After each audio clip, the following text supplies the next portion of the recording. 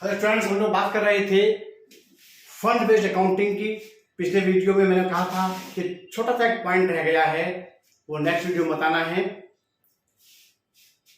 Fund based accounting क्या है, revise करते हैं। Fund based accounting is that type of accounting in which several funds are established for specific purposes. The purpose may be an expense and the purpose may be an asset. अगर expense के लिए अगर आपने fund बनाया है तो क्या करा था हम लोगों ने पिछली वीडियो में, ध्यान करिए कि जितना भी फंड था उसमें उस फंड का जितना आपको डोनेशन मिला, वो जो आपने इन्वेस्ट कर रखा था उसका जो इंटरेस्ट मिला, वो जितना इंटरेस्ट मिलना बाकी था वो सब ऐड कर लिया था, और जितना खर्चा हुआ था उस फंड हेड में उसमें से आपने सिर्फ माइनस कर दिया था।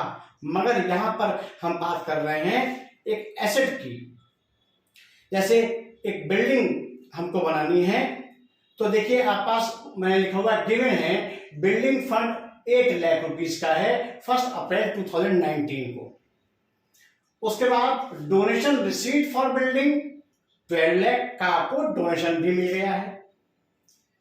अब उसके बाद देखिए expenses on building construction 7 lakh. Building construction पर आपके 7 लाख रुपीस खर्च हो गए हैं। एक आपको कैपिटल फंड भी दे रखा है 10 लाख का, एक आपको लाइफ मेंबर फी का हेड भी दे रखा है 50,000 का। तो अब अंतर कितना सा समझना है हमको। देखिए आपने, चलिए ये लिखा हुआ है कैपिटल फंड, कैपिटल फंड, ये कैपिटल फंड इतना लिख दीजिए, फिर थोड़ी जगह छोड़िएगा। अब हम बात करते हैं किसी एसेट के लिए अगर कोई फंड बनता है तो उसका अकाउंटिंग ट्रीटमेंट क्या होगा। बिल्डिंग फंड 8 लाख रुपीस का देखिए।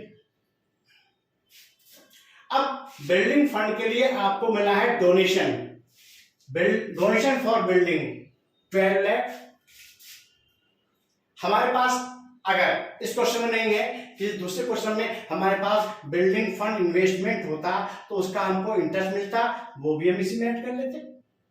फिलहाल यहाँ पर बिल्डिंग फंड इन्वेस्टमेंट नहीं है, आपने पैसा कहीं जमा नहीं किया हुआ है, एक्चुअल में आपने खर्च कर लिया। देखते हैं, अब हमारे पास बिल्डिंग फंड में हो गए थे 20 लाख रुपीस। 7 लाख रुपए हमने बिल्डिंग कंस्ट्रक्शन में खर्च कर दिया है, तो 7 लाख रुपए यहां से माइनस किया। यहां तक सब कुछ वैसा ही है जैसा कि किसी एक्सपेंस के फंड में करते थे।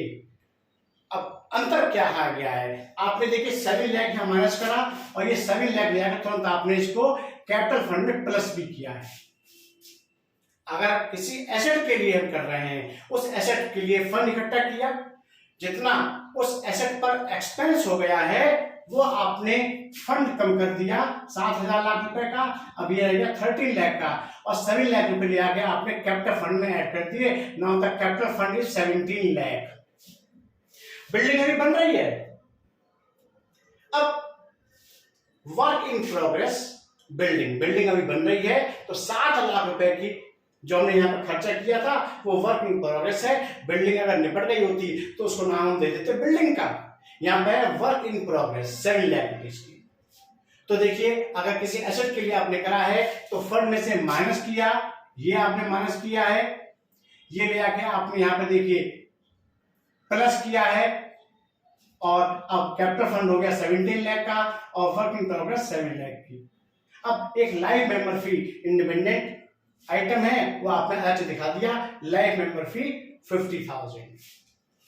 कई बार ऐसा आता है क्वेश्चन में कि show this item in balance sheet and in income and expenditure. Show this item आपको कंप्लीटली टोटल नहीं करना है। अगर लिखा हुआ था show this item, how you will deal with this item, ऐसा दिया हुआ है तो कौन सा item income and expenditure account में लिखा जाएगा और कौन सा आइटम बैलेंस शीट में लिखा जाएगा, कहां लिखा जाएगा, आपको सिर्फ ये बताना है। अब इसके बाद एक टॉपिक यहाँ पे कंप्लीट होता है और बहुत इंपॉर्टेंट टॉपिक है फंड बेस्ड अकाउंटिंग। बहुत इंपॉर्टेंट टॉपिक है, क्वेश्चन बहुत कम होते हैं, 2, 4, 5 क्वेश्चन पूरी बुक में एक्सरसाइज में होंगे, उनको कर लीजिएगा और कंफर्म हो जाइए कम से कम एटलीस्ट 3 मार्क्स के लिए। खूब पढ़िए, खूब बढ़िए।